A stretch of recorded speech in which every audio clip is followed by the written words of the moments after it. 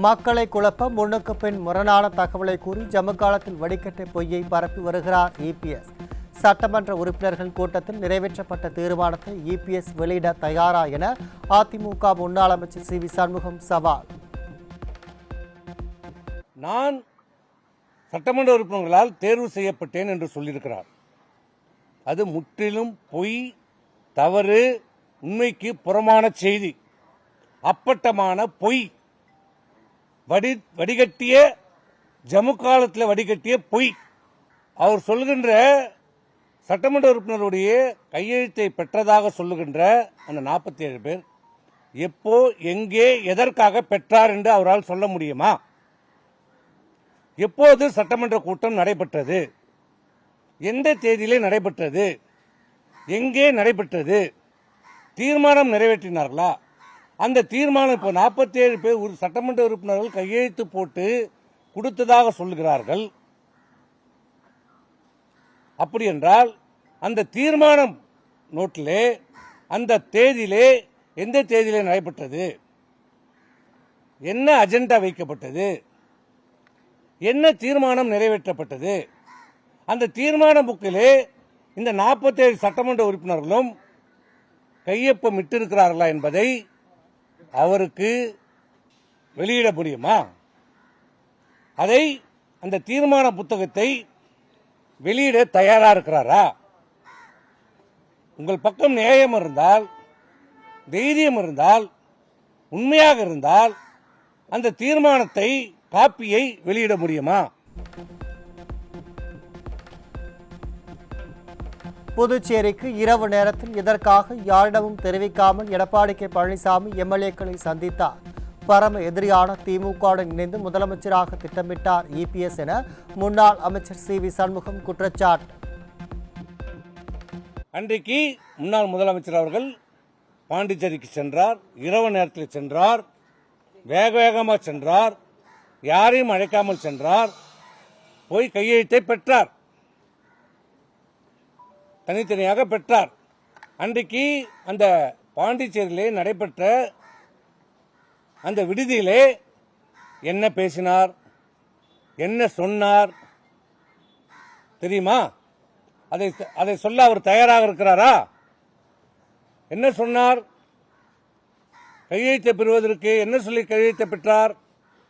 நான் மேலே பேசிவிட்டேன், மேலே சம்மதம் சொல்லிவிட்டார்கள்,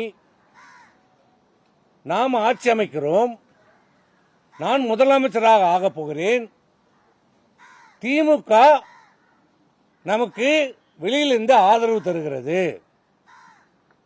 திமுக ஆதரவோடு அனைத்து இந்திய அண்ணா திராவிட முன்னேற்ற கழகம், எடப்பாடி பழனிசாமியாக நான், என் தலைமையிலே ஆட்சி அமையப் போகிறது, நீங்கள்லாம் அமைச்சராகலாம் என்று ஆசை வார்த்தைகளை கூறினார் என்று அன்றைக்கே சொன்னார்.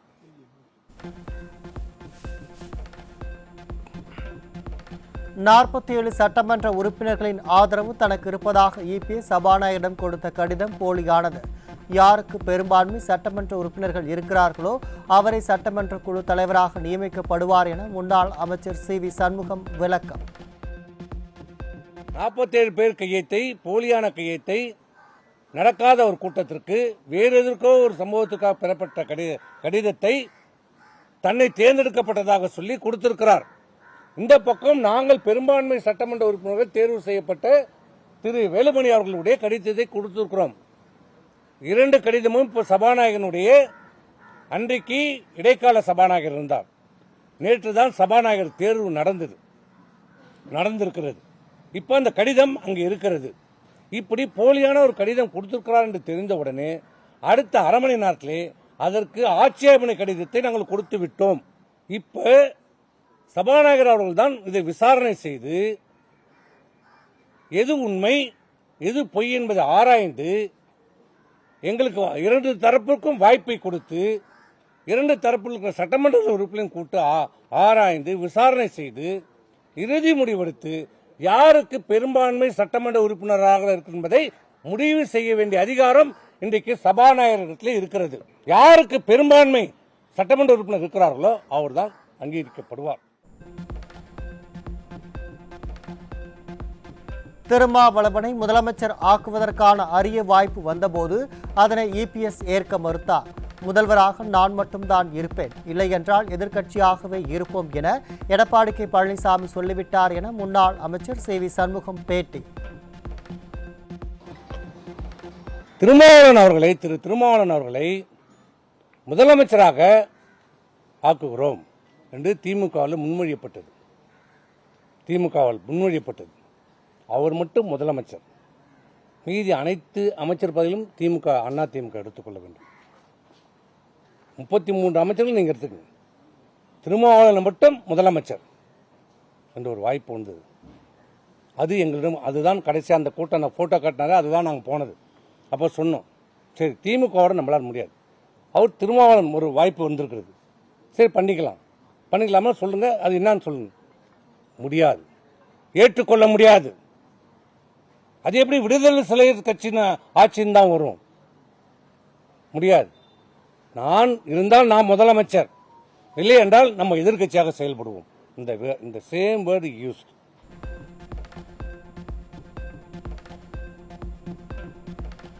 மக்கள் மீது கடன் சுமை ஏற்றி வைத்துவிட்ட திமுக தாவேகாவை பார்த்து ஆதரவை கடன் பெற்றதாக கூறியுள்ளதை என்னவென்று சொல்ல என முதலமைச்சர் விஜய் சாடல்.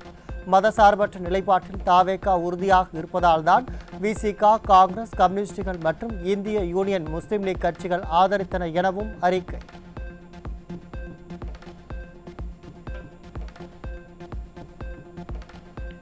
மக்கள் ஆதரவுடன் தனிப்பெரும் கட்சியான தாவேகா ஆட்சி அமைத்து விடவே கூடாதென திமுக செய்த வேலைகள் அம்பலமானதை நாட்டு மக்களிடமே விட்டு விடுவோம். தாவேகா ஆட்சிக்கு தடையாக இருக்க மாட்டோம் என்ற பெருந்தன்மை பாடலை கீழில் விழுந்த ரெக்கார்டில் இசைக்க விடுவதெல்லாம் வேறு ராகம் என முதல்வர் விஜய் சாடல்.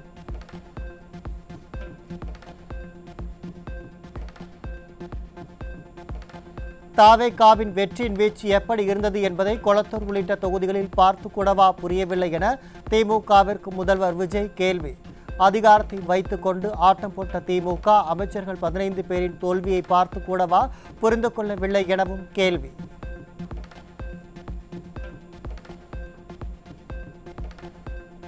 சட்டமன்ற உறுப்பினர்கள் சிலர் பாஜகவுக்கும் தங்களுக்கும் எந்த தொடர்பும் இல்லை என்று அறிவித்துவிட்டு நமது அரசை ஆதரித்து வாக்களித்தனர். திமுகவின் அவதூறு கண்களுக்கு வேண்டுமானால் அது தெரியாமல் போகலாம், ஆனால் மக்கள் நமது தூய எண்ணத்தை உடனே இருக்கின்றனர் என முதல்வர் அறிக்கை.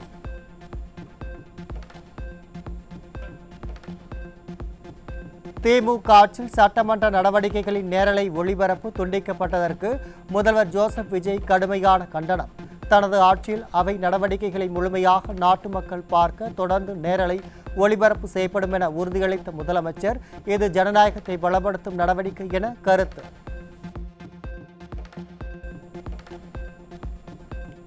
சட்டப்பேரவையில் நடந்த நம்பிக்கை வாக்கெடுப்பில் பெரும்பான்மை நிரூபித்தது தாவேக அரசு.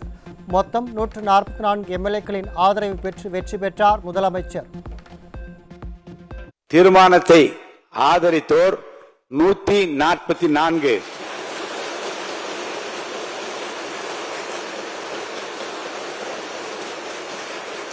தீர்மானத்தை எதிர்த்தோர் 22, நடுநிலை வகித்தோர் 5. தீர்மானத்தை ஆதரித்தோர் அதிகமாக இருப்பதால் மாண்புமிகு முதலமைச்சர் அவர்களின் தீர்மானம் நிறைவேறியது, வெற்றி பெற்றது. மாண்புமிகு முதலமைச்சர் அவர்களின் தீர்மானம் வெற்றி பெற்றது என பேரவைக்கு அறிவிக்கிறேன். நம்பிக்கை வாக்கெடுப்பில் தாவேக அரசுக்கு 144 பேர் ஆதரவு அளித்து வெற்றி பெற்ற நிலையில் அரசுக்கு எதிராக 22 பேர் வாக்களித்தனர். சட்டப்பேரவையிலிருந்து திமுக, தேமுதிக வெளிநடப்பு செய்த நிலையில் மதிமுகவை சேர்ந்த உறுப்பினர்கள் நம்பிக்கை வாக்கெடுப்பை புறக்கணித்தனர்.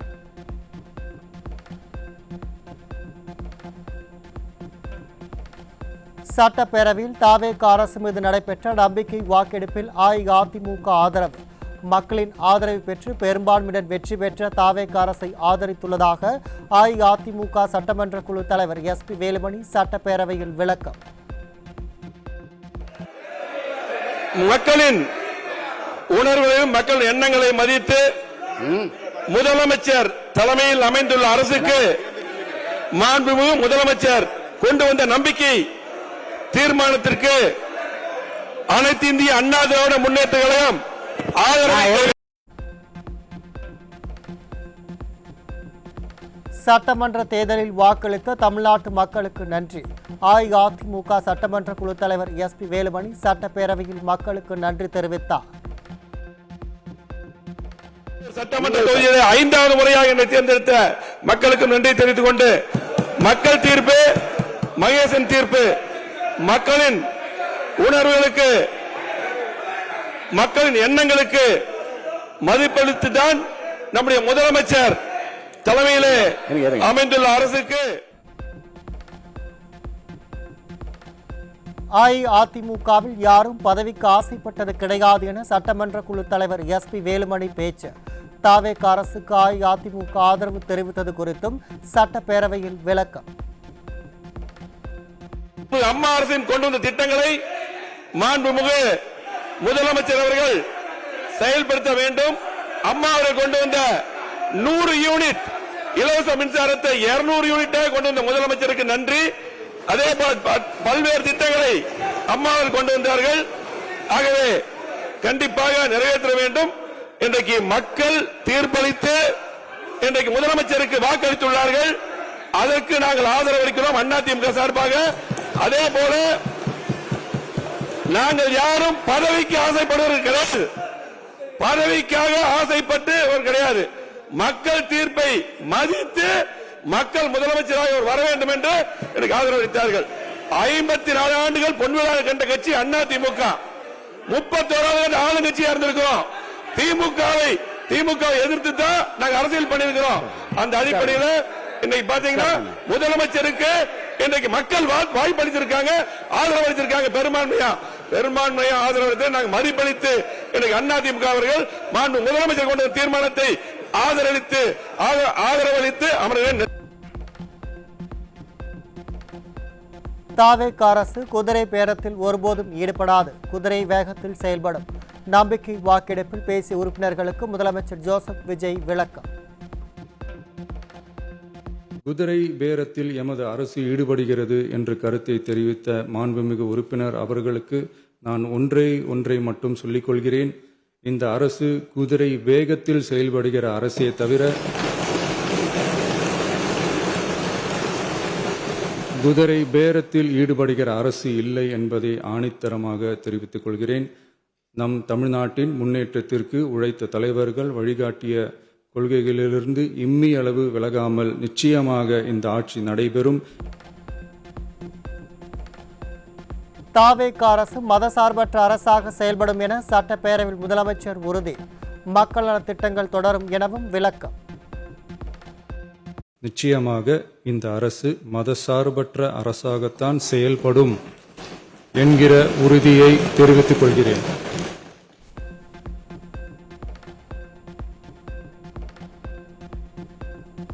மக்களுக்கான இந்த ஆட்சி மனசாட்சி உள்ள மக்களாட்சி ஆதரித்து வெற்றி பெற செய்த உறுப்பினர்களுக்கு நன்றி தெரிவித்தார் முதலமைச்சர் ஜோசப் விஜய். விரும்பி வாக்களித்த மக்களுக்கு நல்லாட்சி தருவோம் எனவும் உறுதி. முதலில் நம்பிக்கை தீர்மானத்தில் மக்களுக்கான இந்த ஆட்சியை மனசாட்சி உள்ள மக்களாட்சியை ஆதரித்து வெற்றி பெற செய்த மாண்புமிகு உறுப்பினர்கள் அனைவருக்கும் நெஞ்சார்ந்த நன்றியை நமது அரசின் சார்பாக தெரிவித்துக் கொள்கிறேன்.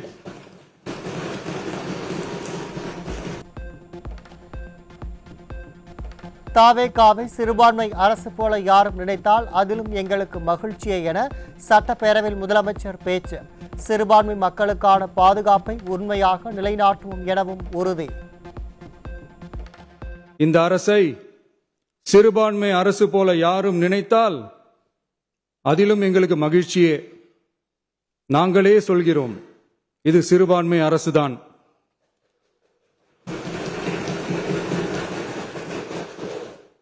சிறுபான்மை மக்களுக்கான பாதுகாப்பை உண்மையாக நிலைநாட்டும் அரசுதான்.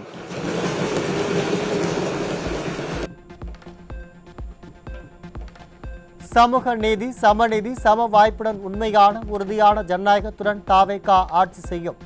நம்பிக்கை வாக்கெடுப்பில் வெற்றி பெற்ற பின்னர் சட்டப்பேரவையில் முதலமைச்சர் உறுதி. சமூக நீதி, சமநீதி, சம வாய்ப்புடன், உண்மையான உறுதியான ஜனநாயகத்துடன், மதச்சார்பற்ற சமூக நீதி கொள்கைகளுடன் இந்த அரசு நடக்கும். அதில் சிறிதும் மாற்றமில்லை. நம்முடைய இந்த ஆழமான நம்பிக்கையை மனதார நம்பி வாக்களித்த அனைத்து இயக்கங்களின் தலைவர்களுக்கும், அந்த இயக்கங்களை சேர்ந்த மாண்புமிகு உறுப்பினர்களுக்கும் மீண்டும் நன்றியை தெரிவித்துக் கொள்கிறேன். நாடு முழுவதும் இந்த ஆண்டு 17,68,968 பேர் சிபிஎஸ்இ 12ஆம் வகுப்பு பொதுத் தேர்வு எழுதிய நிலையில் அதில் 15,07,109 பேர் தேர்ச்சி. தேர்வில் 85.20% பேர் தேர்ச்சி பெற்றுள்ள நிலையில் கடந்த ஆண்டை விட 3.19% தேர்ச்சி விகிதம் குறைந்தது குறித்து மத்திய கல்வித்துறை அதிகாரிகள் தீவிர ஆலோசனை.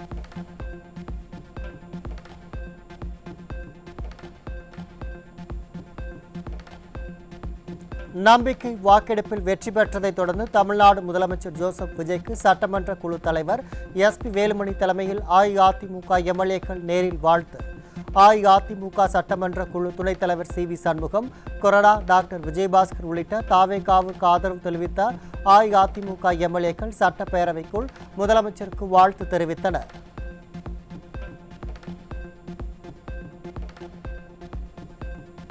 தமிழக சட்டப்பேரவையில் தாவேகா அரசு மீதான நம்பிக்கை கோரும் தீர்மானம் அஇஅதிமுக எம்எல்ஏக்கள் ஆதரவுடன் மாபெரும் வெற்றி. அரசுக்கு ஆதரவாக வாக்களித்த அனைத்து சட்டமன்ற உறுப்பினர்களுக்கும் நன்றி தெரிவித்தார் முதல்வர் ஜோசப் விஜய். தாவேகாவை வெற்றி பெற செய்த தமிழக மக்களுக்கு நன்றி தெரிவித்தார்.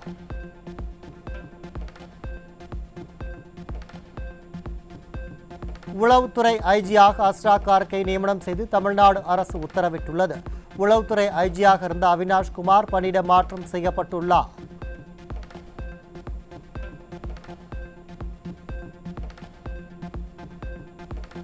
திருப்பூர் மாவட்டம் குறுக்கத்தி செக்போஸ்ட் அருகே நிகழ்ந்த சாலை விபத்தில் உயிரிழந்த காவலர் ரவிச்சந்திரன் குடும்பத்தினருக்கு முதல்வர் ஜோசப் விஜய் ஆறுதல். ரவிச்சந்திரனை இழந்து வாழ்பவர்களுக்கு ஆழ்ந்த இரங்கலை தெரிவித்துள்ளதுடன் அவரது குடும்பத்தினருக்கு 30 லட்சம் ரூபாய் நிவாரணம் வழங்க உத்தரவு.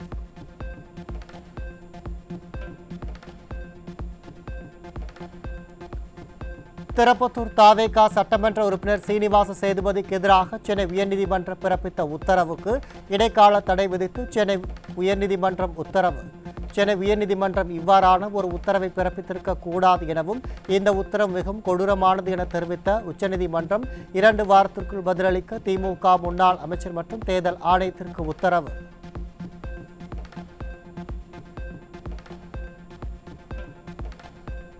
தமிழ்நாடு முதலமைச்சர் ஜோசப் விஜயின் உத்தரவின்படி ராணிப்பேட்டை மாவட்டம் சோளிங்கர் நகராட்சியில் 2 டாஸ்மாக் கடைகள் மூடப்பட்டது. பேருந்து நிலையத்தின் அருகே செயல்பட்டு வந்த 2 டாஸ்மாக் கடைகள் மூடப்பட்டுள்ளதால் மக்கள் மகிழ்ச்சி.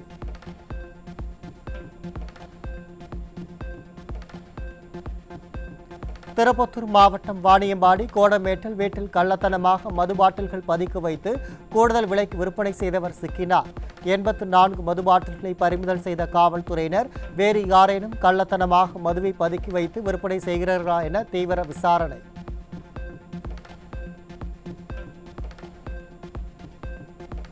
தாய்லாந்து தலைநகர் பாங்காங்கிலிருந்து டெல்லி வந்த விமான பயணியிடம் 4 கோடி ரூபாய் மதிப்பிலான கஞ்சா சிக்கியது. கஞ்சா சிக்கியது தொடர்பாக இருவரிடம் சுங்கத்துறை அதிகாரிகள் விசாரணை மேற்கொண்டுள்ளதுடன் கஞ்சா கடத்தலின் பின்னணியில் உள்ளவர்கள் குறித்தும் தீவிர புலனாய்வு.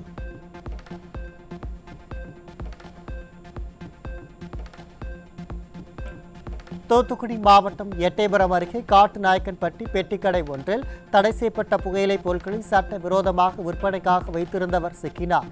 9 கிலோ தடை செய்யப்பட்டுள்ள புகையிலை பொருட்கள் பறிமுதல் செய்யப்பட்ட நிலையில் புகையிலை விநியோக சங்கிலி குறித்து காவல்துறையினர் தீவிர விசாரணை.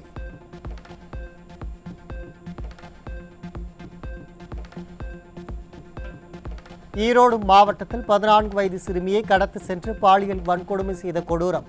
காமுகனான சிஎன்சி மிஷின் ஆபரேட்டர் போக்சோ சட்டத்தில் கைது செய்யப்பட்டு சிறையில் அடைப்பு. புதுச்சேரியின் முதல்வராக என்ஆர் காங்கிரஸைச் சேர்ந்த ரங்கசாமி மீண்டும் பதவியேற்பு. ஆளுநர் மாளிகையில் நடைபெற்ற பதவியேற்பு விழாவில் 2 பேர் அமைச்சர்களாகவும் பதவியேற்றனர். ரங்கசாமி கடவுளின் பெயரால் உறுதி கூறுவதாவது, நான் சட்டப்படி ஏற்படுத்தப்பட்ட இந்திய அரசியலமைப்பின் பேரில் உண்மையான நம்பிக்கையும் மற்றும் பற்றுறுதியும் கொண்டிருப்பேன். இந்தியாவின் இறையாண்மையையும் ஒருமைப்பாட்டையும் பேணி போற்றுவேன். இன்று முதல் 3 நாட்களுக்கு அரசுமுறை பயணமாக சீனாவுக்கு பயணம் மேற்கொள்ளும் அமெரிக்க அதிபர் டொனால்டு டிரம்ப் சீன அதிபர் ஷி ஜின்பிங்குடன் இருதரப்பு பேச்சுவார்த்தை நடத்துகிறார். பயணத்தின் போது சீனாவுக்கு சில சலுகைகளை டிரம்ப் வழங்கக்கூடும் என்றும் அது இந்தியாவை பொருளாதார ரீதியாகவும் புவிசார் அரசியல் ரீதியாகவும் பாதிக்கக்கூடும் என்பதால் இந்த பயணத்தை உன்னிப்பாக கவனித்து வரும் இந்தியா. வினாத்தாள் கசிந்ததால் நீட் தேர்வு ரத்து செய்யப்பட்ட நிலையில் மறுதேர்வை உச்சநீதிமன்ற மேற்பார்வையின் கீழ் நடத்த உத்தரவிடக் கோரி உச்சநீதிமன்றத்தில் மனு தாக்கல். நீட் தேர்வை நடத்தும் தேசிய தேர்வு முகமையை மறுகட்டமைக்கவும் சீர்படுத்தவும் மத்திய அரசுக்கு உத்தரவிட வேண்டுமென மனுவில் கோரிக்கை. அரசு வெற்றி தின விழா விருந்து நிகழ்ச்சிக்காக தனக்கு ஜெர்மன் மொழி கற்றுக் கொடுத்த 92 வயது ஆசிரியரை காரில் அமர வைத்து தானே ஓட்டி வந்த ரஷ்ய அதிபர் புதின்.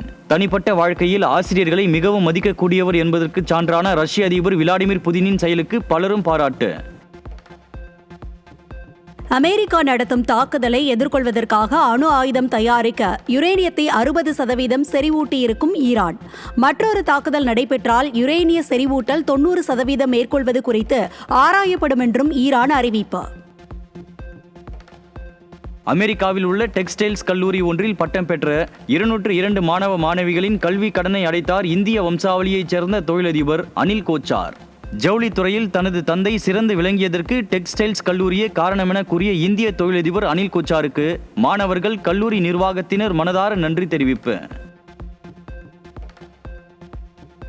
நெதர்லாந்து நாட்டின் ஷிபோல் விமான நிலையம் வந்திறங்கிய சொகுசு கப்பல் பயணிகள் 12 பேருக்கு ஹண்டா வைரஸ் உறுதி செய்யப்பட்ட நிலையில் மருத்துவமனையின் தீவிர தனிமைப்படுத்தப்பட்ட பிரிவில் அனுமதி. பாதிக்கப்பட்டவர்களில் 4 பேரின் நிலைமை கவலைக்கிடமாக இருப்பதாக மருத்துவ வட்டாரங்கள் தகவல். சில்லறை பணவீக்கம் தொடர்ந்து 4 மாதங்களாக உயர்ந்ததில் ஏப்ரல் மாதத்தில் 3.48% உயர்வு. கடந்த மாதத்தில் ஏற்பட்ட பணவீக்கத்துக்கு தனிநபர் பராமரிப்பு பொருட்கள், சமூக பாதுகாப்பு, உணவகங்கள் மற்றும் தங்குமிட சேவைகள் உள்ளிட்டவையின் விலையேற்றமே முக்கியமாகியுள்ளது. தங்கம், வெள்ளி மீதான இறக்குமதி வரியை 15% உயர்த்தி மத்திய நிதி அமைச்சகம் அறிவிப்பு.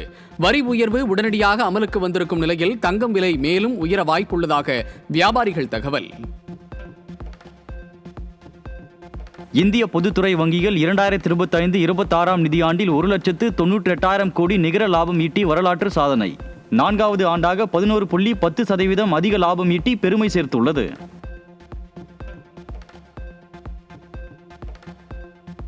அமெரிக்கா ஈரான் இடையிலான போர் பதற்றத்தால் இந்திய பங்குச்சந்தை சென்செக்ஸ் 1456 புள்ளிகள் சரிந்து வீழ்ச்சி. முதலீட்டாளர்களுக்கு ஒரே நாளில் 10 லட்சம் கோடி ரூபாய் இழப்பு ஏற்பட்டுள்ளதாக தகவல்.